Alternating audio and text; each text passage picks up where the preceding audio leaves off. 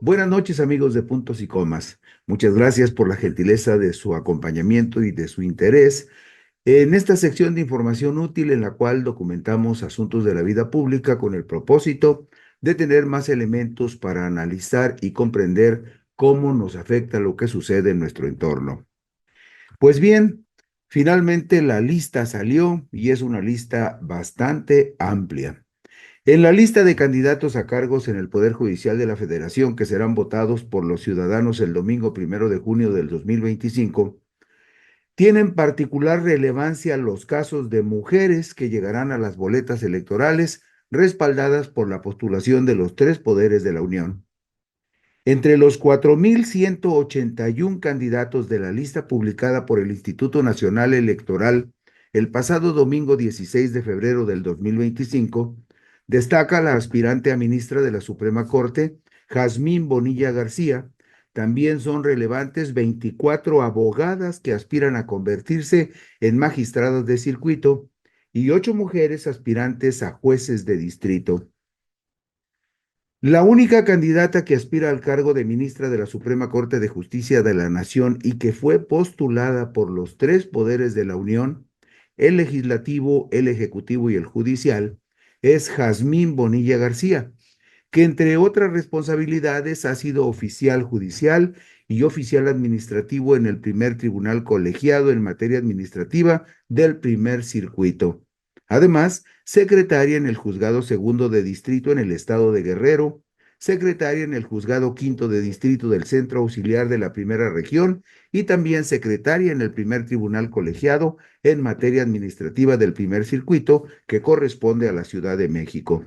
Todos estos antecedentes nos dicen que Jazmín Bonilla García tiene carrera en el Poder Judicial y por eso no es extraño que al hacer su solicitud en los tres comités de evaluación del Poder Legislativo, del Ejecutivo y del Judicial, en los tres casos, los comités de evaluación la hayan respaldado para que sea candidata a la Suprema Corte de Justicia de la Nación.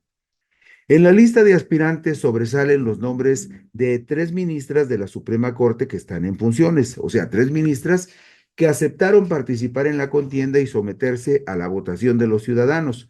Usted seguramente lo sabe, pero no está por demás volverlo a apuntar. Estas ministras en funciones que van a estar en la boleta son Lenia Batres Guadarrama, Yasmín Esquivel Moza y Loreta Ortiz Alf. Vemos en la diapositiva número 3 la descripción de estas cuatro mujeres que destacan postuladas para buscar cargos de ministras en la Suprema Corte de Justicia de la Nación. En total, se inscribieron como candidatos, fueron aceptados como candidatos y postulados por los tres poderes de la Unión 78 aspirantes a ministros de la Suprema Corte de Justicia de la Nación, y entre esos 78 casos destacan los de estas cuatro mujeres. Ahí vemos el caso de Jazmín Bonilla García, la postulan los tres poderes, el Poder Ejecutivo, el Poder Legislativo y el Poder Judicial. Las iniciales que vemos ahí, PE es Poder Ejecutivo, PL es Poder Legislativo y PJ es Poder Judicial.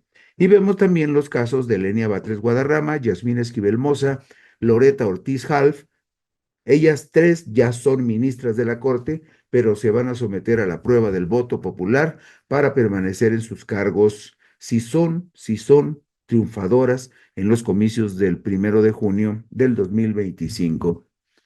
En el caso de los candidatos a ingresar, a integrar el pleno del nuevo Tribunal de Disciplina Judicial, usted sabe que se va a integrar un Tribunal de Disciplina Judicial que va a revisar la conducta de jueces, magistrados, incluso de ministros de la Suprema Corte.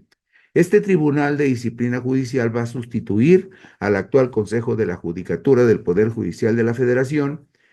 Hay 6 integrantes de este último órgano del Consejo de la Judicatura que pretenderían incorporarse a la nueva instancia colegiada por la vía del voto popular directo en los comicios del junio. Es decir, 6 integrantes actuales del Consejo de la Judicatura dijeron, estamos dispuestos a jugar nuestra suerte en el voto popular en junio, y 6 de ellos se apuntaron. ¿Quiénes son los valientes que van a la prueba del ácido del voto de los ciudadanos? Bueno, Sergio Javier Molina Martínez, Eva Verónica de Guives Zárate, Lilia Mónica López Benítez, Celia Maya García, Bernardo Batis Vázquez y José Alfonso Montalvo Martínez. El actual Consejo de la Judicatura, que estará en funciones hasta el último día de agosto del 2025, es presidido por la ministra Norma Lucía Piña Hernández, todavía presidenta de la Suprema Corte de Justicia de la Nación, quien rechazó participar como candidata en los comicios de junio próximo. En la estructura actual del Poder Judicial, la presidenta de la Suprema Corte, en este caso Norma Lucía Piña Hernández, tiene la dualidad de ser también la presidenta del Consejo de la Judicatura. Y se supone que una de las funciones primordiales del Consejo de la Judicatura es lo relacionado con la disciplina en el Poder Judicial que se puede aplicar a magistrados y a jueces.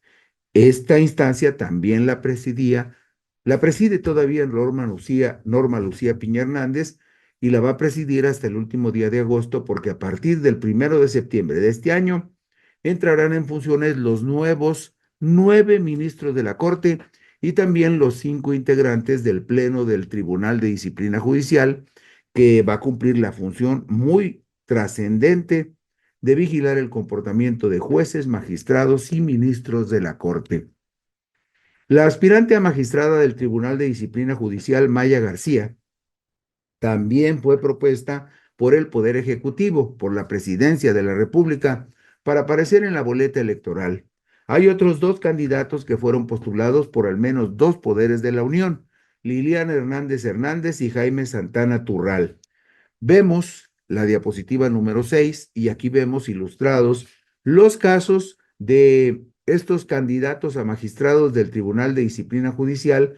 Hay 44 candidatos que buscan uno de los 5 cargos en el Pleno del Tribunal de Disciplina Judicial. Hay 5 cargos disponibles y hay 44 candidatos. De esos 44 candidatos destacan los que tenemos en pantalla en la diapositiva número 6, porque todos ellos, todos los 6, son actualmente integrantes del Consejo de la Judicatura Federal, órgano que va a ser sustituido por el Tribunal de Disciplina Judicial. Y ahí vemos el caso único de Celia Maya García, quien además de haber aceptado la invitación para postularse como candidata al Tribunal de Disciplina Judicial, también se sometió a la aprobación de la Comisión de Evaluación del Poder Ejecutivo de la Presidencia de la República, que finalmente le dio su aval y la postuló. Por lo tanto, Celia Maya García es la única de los 6 consejeros de la Judicatura que lleva además el respaldo de la Presidencia de la República como candidata para aparecer en las boletas el primer domingo de junio. Ahí vemos también el caso de Bernardo Batis Vázquez, un jurista con larguísima trayectoria, muy apreciado por los morenistas, pero también en alguna época muy apreciado por los panistas, donde tiene su origen. También está el caso de la Sala Superior del Tribunal Electoral del Poder Judicial. Ya le habíamos comentado aquí que la Sala Superior debe funcionar con 7 magistrados. Actualmente nada más tiene 5.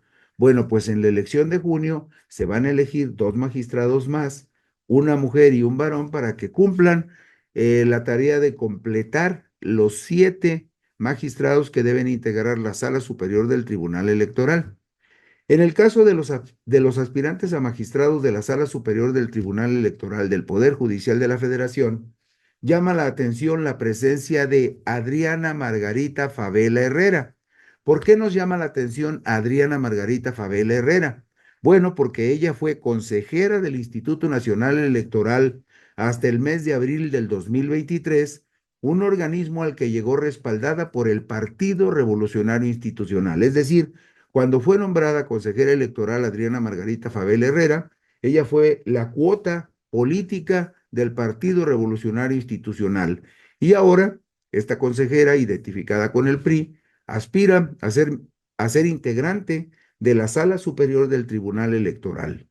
Ella aspira nuevamente a un cargo público como candidata postulada por el Poder Judicial de la Federación. Y curiosamente, Adriana Margarita Favela buscó su acceso a la boleta a través del Comité de Evaluación del Poder Judicial de la Federación, que finalmente la postuló. Pero quien tiene las mejores cartas para quedarse con esta posición de magistrada de la Sala Superior del Tribunal Electoral, quien tiene las mejores cartas es Claudia Valle Águilas Ocho, quien actualmente es presidenta de la Sala Regional Monterrey del Tribunal Electoral del Poder Judicial de la Federación y llega a la boleta electoral postulada por los tres poderes de la Unión, es decir, a la magistrada Claudia Valle Águilas Ocho, la postuló el Poder Ejecutivo, también el Poder Legislativo y también el Poder Judicial. Habría que recordar que el jueves 18 de julio del 2024, la Sala Superior del Tribunal Electoral del Poder Judicial determinó llamar a la magistrada Claudia Valle Águilas Ocho para participar en el proceso de calificación y de validez de la elección presidencial. ¿Por qué sucedió esto? Bueno, porque con dicha nominación, ella es presidenta actualmente de la Sala Regional Monterrey, pero la Sala Superior, los magistrados de la Sala Superior le dijeron, oiga Claudia, véngase para acá, porque con dicha nominación se cumplió con lo establecido en el artículo 167 de la Ley Orgánica del Poder Judicial, que establece un quórum de 6 magistraturas para poder sesionar en la calificación de la elección presidencial, como posteriormente sucedió. Es decir, de manera interina, Claudia Valle Águilas Ocho fue integrante del Pleno de la Sala Superior en ese proceso en el cual se calificaron las elecciones presidenciales que ganó Claudia Sheinbaum Pardo, y en la cual se le dio a Claudia Sheinbaum Pardo su constancia de candidata triunfadora en la presidencia de la República. Ahora, la magistrada Valle Águilas Ocho busca un lugar permanente en la Sala Superior del Tribunal Electoral y tiene todas las cartas credenciales para aspirar a lograrlo. Las salas regionales del Tribunal Electoral del Poder Judicial de la Federación son 5 salas en toda la República. También van a renovar sus integrantes en los comicios del domingo 1 de junio.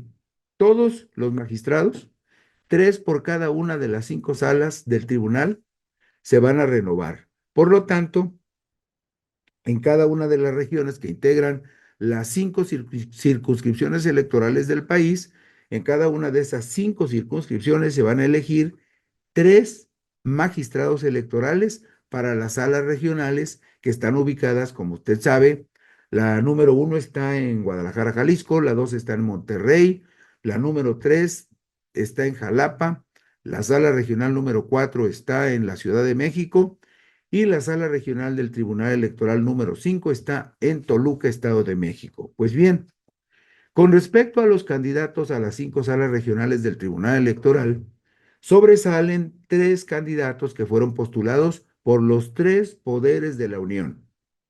Estamos hablando de Claudia Patricia de la Garza Ramos, de Gabriela Dolores Rubalcaba García e Isaías Trejo Sánchez. Esos 3 personajes, abogados, fueron respaldados, sus candidaturas fueron respaldadas por los 3 poderes de la Unión, es decir, llegan con el aval absoluto de las 3 entidades que podían postular candidatos. De la Garza Ramos se desempeñó como consejera electoral e instructora de la Comisión Estatal Electoral de Nuevo León entre el 2014 y el 2019. Actualmente es magistrada del Tribunal Electoral del Estado de Nuevo León, pero aspira a convertirse en magistrada de la Sala Regional del Tribunal Federal, que tiene su sede allí en la ciudad de Monterrey. Mientras que Rubalcaba García es abogada y maestra en Derecho Constitucional y Amparo por la División de Estudios Jurídicos del Centro Universitario de Ciencias Sociales y Humanidades de la Universidad de Guadalajara y actualmente se desempeña como directora de la Escuela Judicial Electoral del Tribunal Electoral del Poder Judicial de la Federación. De la Garza Ramos pretende ser magistrado electoral en la Sala Regional de Monterrey, con cabecera, que es la cabecera de la segunda circunscripción electoral del país, en tanto que Rubalcaba García aspira a cargo similar en la Sala Regional Guadalajara, que es cabecera de la primera circunscripción electoral del Tribunal Electoral del Poder Judicial de la Federación. Es decir, estas 2 abogadas quieren ser integrantes de las salas regionales de Guadalajara y de Monterrey. La Sala Regional Guadalajara del Tribunal Electoral es autoridad jurisdiccional en la primera circunscripción electoral plurinominal, que cubre los estados de Baja California Sur, Chihuahua, Durango, Jalisco, Nayarit, Sinaloa y Sonora. La Sala Regional Monterrey tiene jurisdicción en la segunda circunscripción electoral plurinominal, que incluye Aguascalientes, Coahuila, Guanajuato, Nuevo León, San Luis Potosí, Tamaulipas y Zacatecas. Por su parte, Trejo Sánchez es actualmente secretario de estudio y cuenta de la Sala Superior del Tribunal Electoral, adscrito a la ponencia del magistrado Felipe de la Mata Pizaña. Es decir, el señor Trejo Sánchez es del equipo del magistrado electoral Felipe de la Mata Pizaña y pretende ser magistrado en la Sala Regional de la Quinta Circunscripción Electoral, con cabecera en Toluca, Estado de México, sala electoral que tiene jurisdicción en los estados de Colima, Estado de México, Michoacán y Querétaro. Vemos en la diapositiva número 12 los casos de estos tres abogados. Vea usted, Gabriela Dolores Rubalcaba García. Gabriela Dolores Rubalcaba García fue postulada por el Poder Legislativo, PL, por el Poder Ejecutivo, PE, y por el Poder Judicial, PJ. También Claudia Patricia de la Garza Ramos fue postulada por los tres poderes, y lo mismo sucede, como lo vemos en pantalla, en el caso de Isaías Trejo Sánchez. Las dos letras iniciales que están al principio, antes del nombre, el PL se refiere a Poder Legislativo, el PE a Poder Ejecutivo y la PJ a Poder Judicial. También hay una cantidad importante de candidatos a magistrados y jueces. Hay 24 casos relevantes de candidatas a magistradas de circuito que superan por mucho a los 6 candidatos varones que lograron las mejores calificaciones. Sin embargo, del total de 2.078 aspirantes al cargo de magistrados de circuito que aparecen en la lista publicada por el Instituto Nacional Electoral el pasado domingo 16 de febrero, solo 929 candidatos, es decir, el 44.70% son mujeres, en tanto que hasta el momento los lugares de candidatos hombres a magistrados de circuito son 1.149, para un porcentaje del 55.29%. Fíjense ustedes, todo lo que estamos viendo en este asunto con respecto a las candidaturas de mujeres y de hombres nos ponen en un predicamento importante por lo siguiente. Si hay candidatos, que son muchos, como es el caso de estas 24 mujeres que quieren ser magistradas de circuito, si hay candidatos que llevan el aval de los tres poderes de la Unión, lo más razonable es que esos candidatos, pues, de alguna manera pudieran ser aprobados. Por supuesto que no puede suceder en este proceso electoral porque las reglas de este proceso están muy claras y establecen que deben de someterse a la votación de los ciudadanos. Pero por la experiencia que estamos viendo en este caso, por lo que observamos con respecto a la calificación que recibieron algunos candidatos, sí sería razonable que en la próxima elección, por ejemplo, la del 2027, se buscará la manera de que aquellos candidatos que obtuvieran el aval de los tres comités de evaluación, del Comité de Evaluación del Poder Ejecutivo, del Legislativo y del Judicial, aquellos candidatos que obtuvieran esos tres respaldos, simplemente ya no tuvieran que ir a la boleta. Con el respaldo de esos tres comités es más que suficiente para considerar que son aptos para la tarea que pretenden desempeñar en el Poder Judicial. Pero también es importante resaltar algo. Les decía hace un momento, por ejemplo, que del total de candidaturas para magistrados, para candidatos a magistrados, del total, que son 2.078, solo el 44.70% son para mujeres y el 55.29% para varones. No sé si todavía sea posible que suceda, pero con la facultad que tiene el Instituto Nacional Electoral de preservar la paridad de género, probablemente se podría hacer todavía un ajuste para que estuviera más pareja la proporción de mujeres y hombres que buscan ser magistrados. Vemos en la diapositiva número 14 los casos de 24 casos destacados de mujeres que buscan ser magistradas de circuito en el Poder Judicial de la Federación. Vea usted, hay casos curiosos como el de, por ejemplo, el de Carla Iracema Carrasco Mendoza, la número 4 en esta diapositiva 14. Carla Iracema Carrasco Mendoza llega con el aval del Poder Ejecutivo, con el aval del Poder Judicial y es magistrada en funciones que pretende repetir en su cargo. También está el caso, por ejemplo, de Sofía Concepción Matías Ramo, así, Sofía Concepción Matías Ramo, que también llega con el aval, para ser candidata, llega con el aval del Comité de Evaluación del Poder Ejecutivo y del Poder Legislativo y es actualmente magistrada en funciones.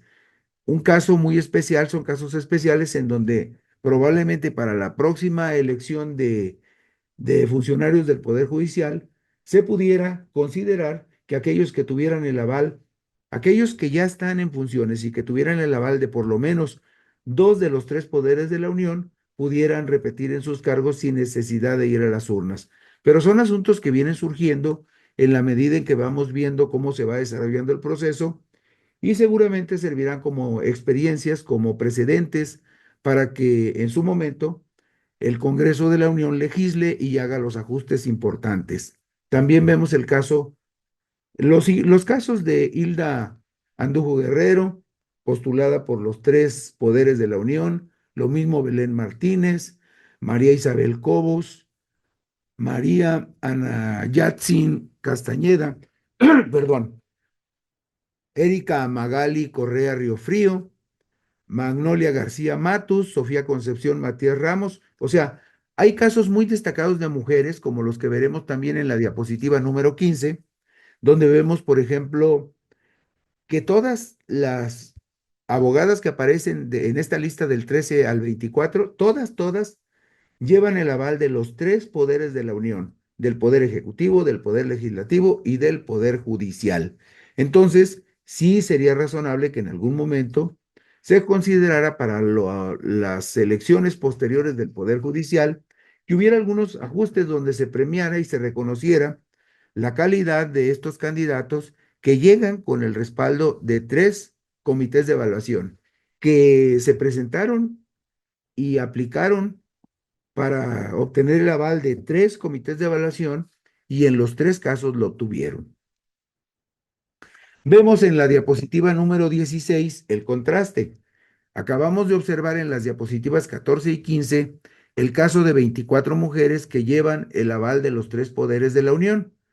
Y si nos vamos a la diapositiva número 16, vemos que solamente 6 candidatos varones lograron el respaldo de los tres poderes de la Unión. Solamente 6 casos de 2078 candidatos, solo 6 candidatos varones lograron el respaldo de los tres comités de evaluación del Poder Ejecutivo, del Poder Legislativo y del Poder Judicial, en contraste con 24 mujeres que lograron ese respaldo.